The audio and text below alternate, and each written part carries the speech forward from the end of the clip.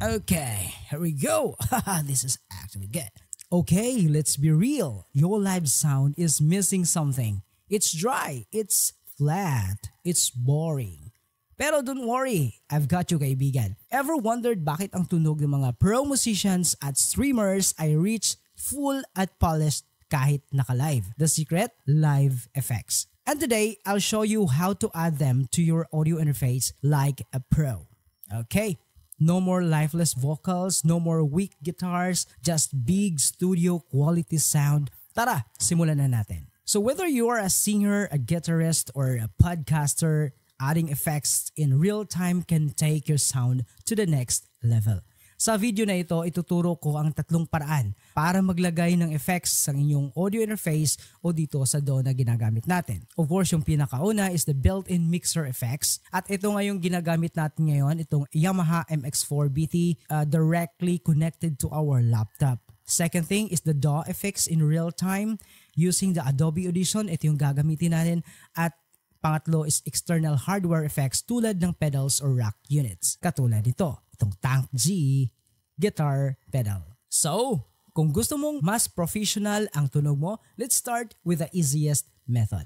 Okay, this time we're using the Yamaha MX4 BT, itong mixer natin. At itong mixer natin is naka-plug in directly sa ating laptop. As you can see, while we are recording our audio, tingnan nyo guys, ito, ayan. So, naka-record po siya. So, yung audio natin is nanggaling dito sa ating mixer. Para makapaglagay tayo ng effects dito is kailangan na yung mixer natin is meron siyang DSP or effects na naka-built-in sa inyong mixer. In our case, itong Yamaha MX4 BT is okay siya kasi meron siyang DSP. Meron siyang 16 na DSP na pwede mong pagpipilian. So, in our case, gumamit tayo ng number 3. Ito yung number 3 natin, yung Hall Reverb. As you can see, wala siyang reverb na napapasok sa audio natin kasi nga yung effects natin is nakasarado pa. Eto, nakasarado. Tapos although yung effects knob natin, yung main effects knob natin is naka-turn on na siya, etong sa ating microphone is wala pa. Kaya ang nangyayari is wala pang pumapasok na effects. So what we gonna do here is to set our effects repeater. Eto siya. Ilang beses siya magre-repeat yung delay natin or reverb. So in my case, nakaset siya sa 10. Ito yung usually na ginagamit ko. Dito naman sa parameter, ito siya. Yung parameter natin, ito yung magseselect sa ating DSP. Click natin, press down. Ayan, so naka number 3 na siya. So ayan, naka-open na siya lahat. What we gonna do here next para makapag-provide tayo ng eksaktong effects is i-turn na natin yung effects, main effects dito. Ayan, so naka-turn na siya. Dito naman tayo sa kanyang knob. Ayan, so kapag ilalagay natin dito sa 12 o'clock, ito na yung kanyang DSP, ito na yung kanyang reverb. Hello guys, this is the sound coming from the mixer Yamaha MX4 BT. Close natin yan para mawala yung effects natin. So, ito yung pinakamadaling paraan para magkakaroon tayo ng live effects para sa ating live performance. Okay? Kung ang audio interface or mixer mo ay may built-in effects katulad ng mixer na ito na ginamit natin, eto na ang pinakamabilis at pinakasimpleng paraan para magdagdag ng reverb, delay, or chorus sa iyong sound. Walang software na kailangan. Pro tips lang, kung vocalist ka, subukang gumamit ng counting reverb para mas buo ang tunog ng boses mo. Kung gitarista ka naman, try mo ang delay para magkaroon ka ng depth at solo mo. Marami namang delay na makikita natin dito. Pwede ka rin gumamit ng flanger at chorus para sa inyong gitara. So napakadali, di ba? Pero paano kung gusto mo ng mas advanced at mas maraming control sa effects mo? Diyan papasok ang ating DAW processing. Kung gusto mo ng studio quality effects, of course, habang nagpe-perform ka live, pwedeng gamitin ang isang DAW or digital audio workstation. In our case, ginamit natin si Adobe Audition. Pwede ka rin gumamit ni Ableton Live, FL Studio, or Adobe Audition upang maglagay ng effects in real time. So paano nga ba? Unang-una, i-connect natin ang ating audio interface, set ito bilang input-output device sa ating DAW. Ipapakita natin kung paano siya or paano natin lalagyan ng effects. Okay, here we go. So multi-track tayo. Okay, bago dyan, kailangan natin yung latency is nasa pinakamababa yung latency natin. Kaya click na natin yan. Pak.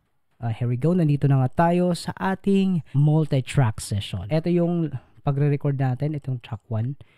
So ito yung dito tayo gagawa ng recording. Ito yung effects guys mga kaibigan. Ayan. Click natin yan. Okay, so dito pwede ka maglagay ng kahit anong effects na gusto mo.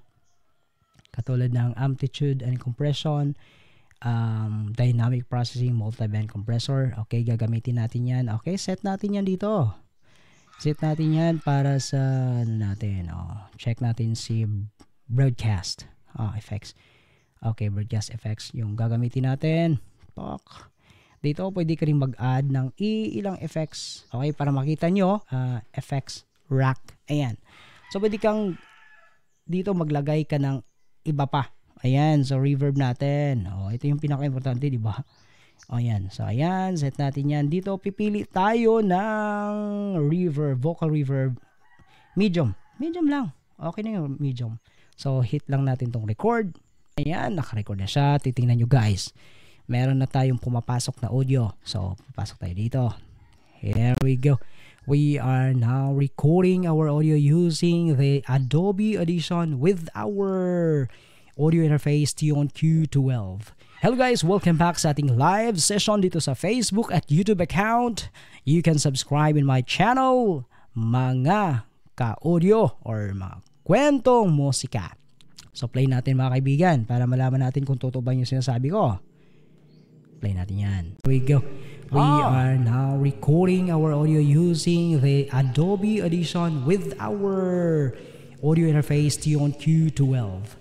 Hello guys, as you can see guys, okay siya, naka-live ka, tapos yung effects mo is real-time effects yung ginagamit natin. I-turn off natin yan lahat. Turn off natin yan yung multi-band compressor, turn off natin yung studio reverb, ito yung mga ginagamit natin. Welcome back sa ating live session dito sa Facebook at YouTube account. You can subscribe in my channel. Tingnan nyo, mas lumalakas kapag merong compressor, di ba? So turn na natin yung studio reverb para makikita natin. Play natin yan. Mga ka-audio or mga kwentong musika. Off natin para mas malaman ninyo. So let's try to hear the sound of our... Ganun lang kasimple mga kaibigan. Very, very simple yung setup natin kapag naka-live performance ka. Using the Adobe Audition or any DAW na pwede mong lagyan ng real-time effects sa inyong audio sa live performance natin. So napaka-easy lang. Pro tips naman dito, kung gumagamit ka ng Adobe Audition, pumunta ka sa effects racks. I-add ang effects mo at enable ang monitor input para marinig mo ito sa real-time.